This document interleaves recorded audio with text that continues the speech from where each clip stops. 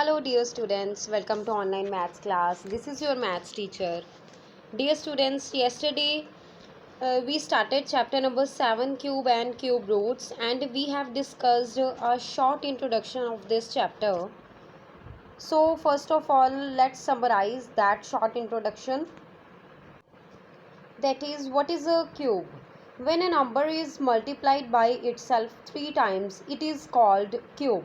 For example, here you can see 1 cube equals to 1, 2 cube equals to 8, 3 cube equals to 27 and 4 cube equals to 64. These are few examples of cube numbers. Today we shall study the properties of cube numbers. As we studied the properties of square numbers in the previous chapter, so in this chapter we will study the properties of cube numbers. I have also given you a short work yesterday, that was you have to write you had to write the cubes of numbers from 1 to 20. I hope all of you have written that table in your notebook. Let's discuss about the cubes of even numbers. What do you say about cubes of even numbers? For example, here is 2. 2 is an even number, 4, 6, 8, 10. All these are even numbers. So what do you say about them? When you do their cubes, you are getting 8, 64, 216, 512 and 1000. And what do you see in the last digit of the answer of the cubes? That is 84620. That means again again an even number. So from this we can conclude that the cubes of even numbers are also even. This is the property. जब भी किसी even number का आप cube करोगे तो आपके पास जो भी उसका आंसर आएगा उसके वंस प्लेस में भी इवन नंबर ही आएगा. दैट मीन्स वो नंबर भी इवन ही बनेगा. फॉर एग्जांपल 2 एक इवन नंबर था जिसका क्यूब करके हमारे पास आंसर आया 8. 2 was an even number and 8 is also an even number. Next is 8. 8 is an even number. When we did cube of 8 we got 512. Again 512 is an even number. That means from this we conclude the first property, cube of even numbers are also even. Now the next, what can you say about the cubes of odd numbers? अगर हम odd numbers का cube करेंगे तो हम क्या conclude करते हैं? आपके सामने एक टेबल दिया हुआ है जिसमें ऑड नंबर्स 1, 3, 5, 7, 9 यूज़ किए गए हैं एंड देन उनका क्यूब निकाला गया. That is again 127, 125, 344 and 729. And observe the last digits of these cube answers. You will get again the odd numbers. So from here we can conclude that cubes of odd numbers are also odd. अगर हम एक odd number का cube करते हैं तो हमारे पास उसका answer भी एक ऑड नंबर ही आता है. बेटा ये प्रॉपर्टीज़ जो हैं आप अपनी नोटबुक में राइट डाउन करोगे तो वीडियो को पॉज करके जो ब्लू कलर में आपके पास दिया हुआ है वो स्टेटमेंट आप नोट डाउन कर सकते हो. ये सेकंड स्टेटमेंट है, इससे पहले इवन नंबर वाली थी. तो ऊपर आप लिख सकते हो properties of cube numbers. This would be the heading.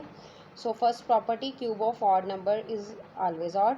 Then second property, cubes of odd numbers are also odd.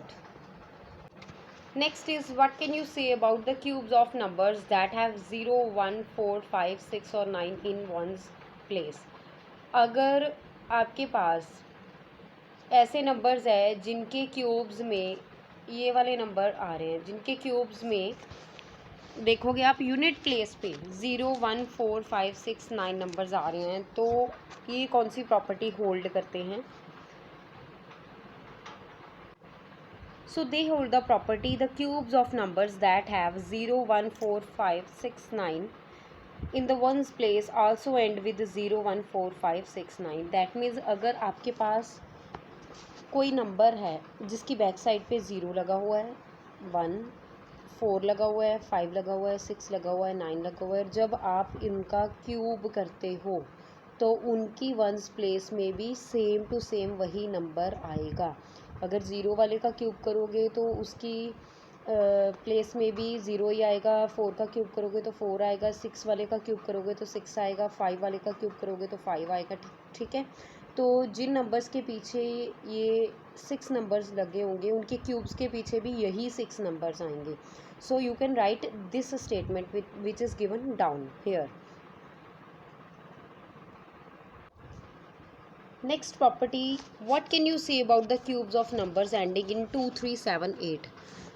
जो नंबर्स 2, 3, 7, 8 से फिनिश होते हैं, जिनकी वंस प्लेस पे 2, 3, 7, 8 होता है, उनकी क्या प्रॉपर्टी है? उनकी ये प्रॉपर्टी रहेगी, आप देख सकते हो 2 वाले के 8 आ रहा है, बैक साइड पे 3 वाले के 7, 7 वाले के 3 और 8 वाले के 2। That means the cube of 2 ends in 8 and while that of 8 ends in 2। अगर कोई नंबर है जिसके पीछे 2 लगा हुआ है, अगर आप इसका क्यूब कर दोगे तो इसके आंसर में जो सबसे लास्ट वाला नंबर होगा वो 8 आएगा।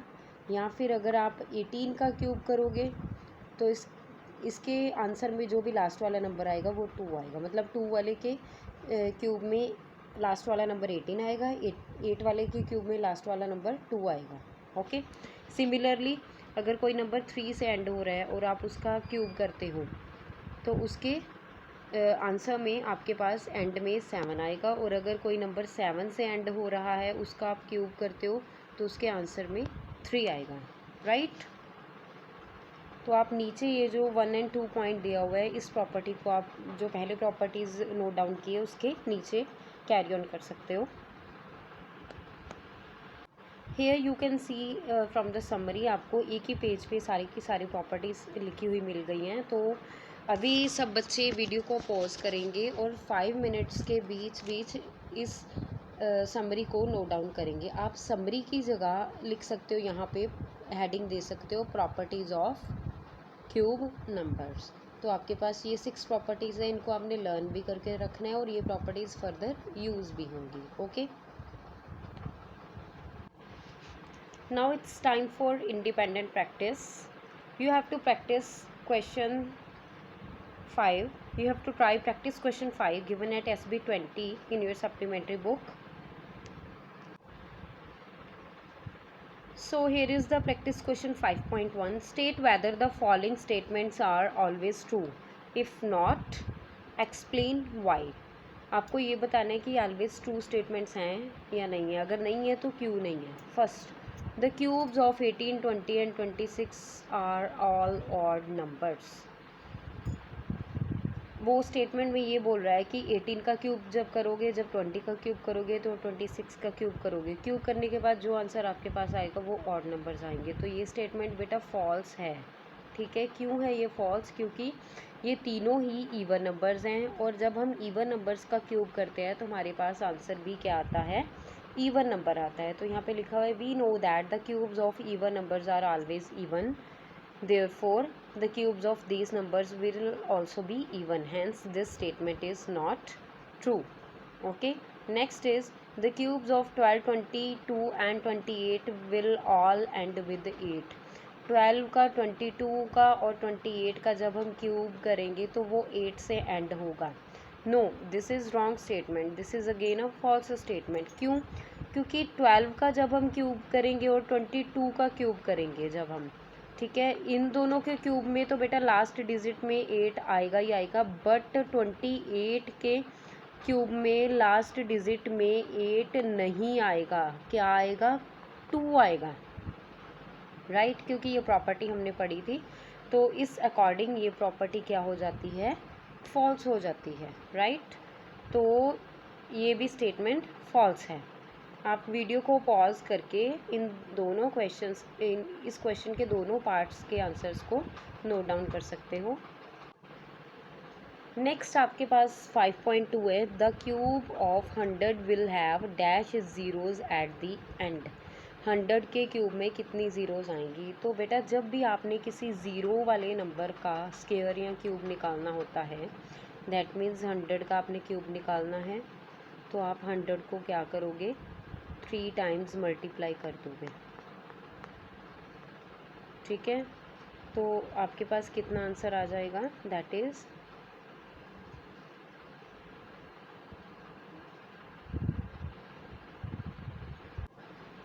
that is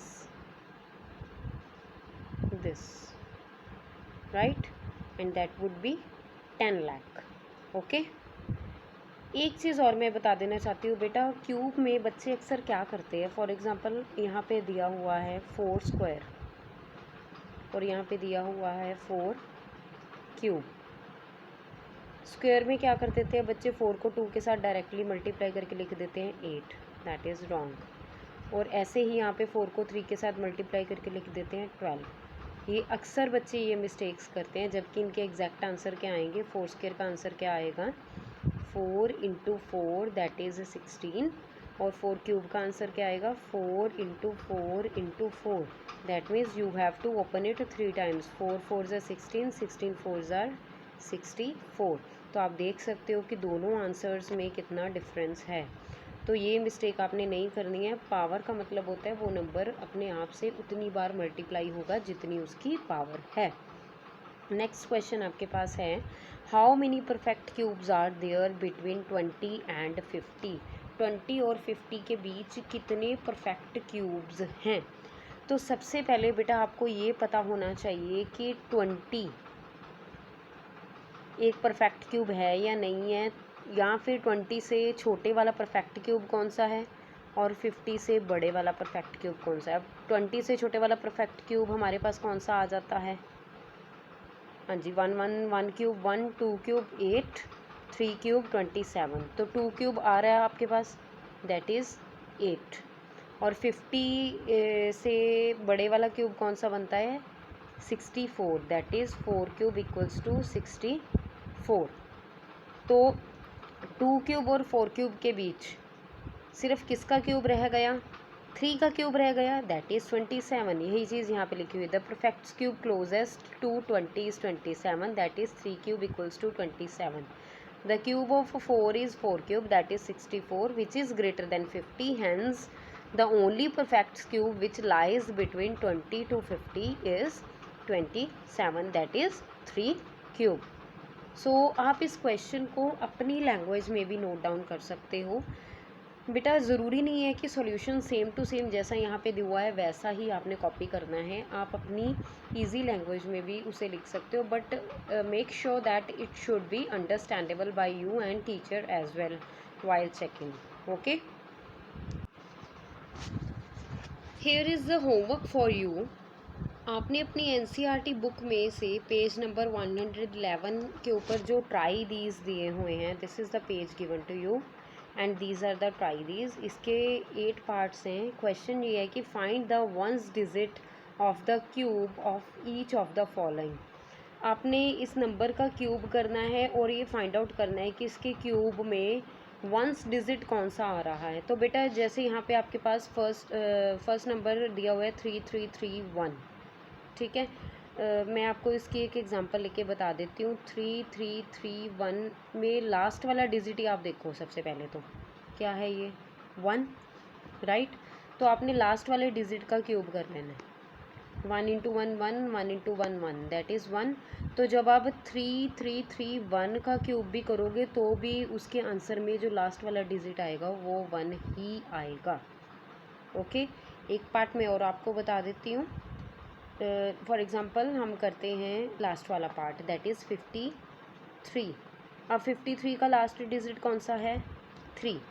तो आप 3 का क्यूब करोगे, 3 इंटू 3 इंटू 3 का क्यूब करने के बाद आपके पास क्या आ गया, 27। और 27 का लास्ट डिजिट कौन सा है, 7। तो जब आप 53 का क्यूब करोगे तो आपके पास जो नंबर आएगा उसका लास्ट डिजिट 7 ही आएगा। ओके, तो आपने इस नंबर को नहीं क्यूब करने बैठ जाना कि हम इस पूरे नंबर का क्यूब करेंगे, आपने सिर्फ लास्ट डिजिट का क्यूब करके फाइंड आउट कर लेना है कि मेरे पास कितना आंसर आ रहा है। आज का आपका ये होमवर्क रहेगा कि आपने try these at page number 111 अपनी रफ नोटबुक में सॉल्व करने हैं। Okay, along with this whatever the properties I have told you to write in the notebook, you have to write that also. That's all for today. Happy learning.